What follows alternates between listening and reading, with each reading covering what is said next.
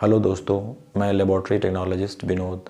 आज मैं आप लोगों के साथ में एक एक्सपेरिमेंट शेयर करेंगे और वह एक्सपेरिमेंट आधारित है प्लाज्मा और सीरम के ऊपर। और इस एक्सपेरिमेंट में जो सबसे कॉमन टेस्ट है जो मेडिकल लेबॉर्ट्री में होता है वह है शुगर।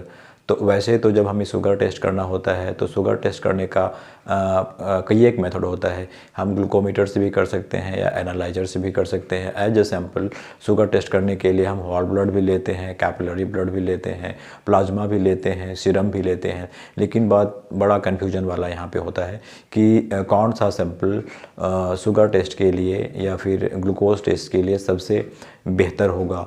तो यह video basically medical laboratory technologist या प्रोफेशनल्स या ट्रेनीज़ या फिर उन लोगों के लिए है जो इन सब कामों में रुचि रखते हैं।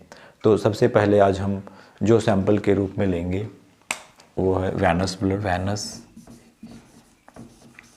वेनस ब्लड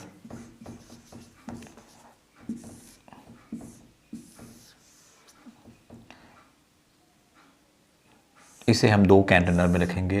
पहला होगा EDTA ट्यूब, EDTA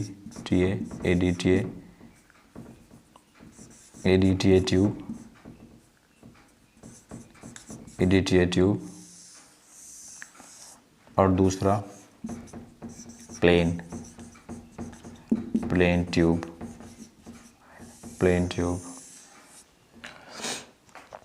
इसको हम 1 घंटा के लिए छोड़ देते हैं, 1 आवर के लिए छोड़ देते हैं, है ना। तो 1 घंटा के बाद में जो इसमें सेपरेट होगा, जो सुपरनेटेंट होगा, इसमें EDTA प्लाज्मा होगा, EDTA इसमें प्लाज्मा होगा, और इसमें सीरम होगा,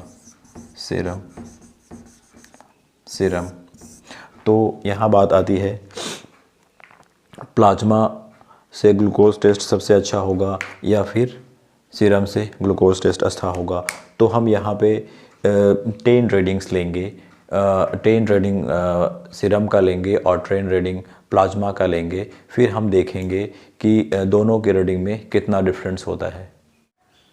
यहाँ पे जो आप डाटा देख रहे हैं ये सीरम और प्लाज्मा का है, और ये जो आपको दिख रहा है 1 से लेकर के 10, ये 10 लोग हैं, है ना। 10 अलग अलग लोग हैं, है ना। तो उन 10 लोगों से लिया गया ये सैंपल है।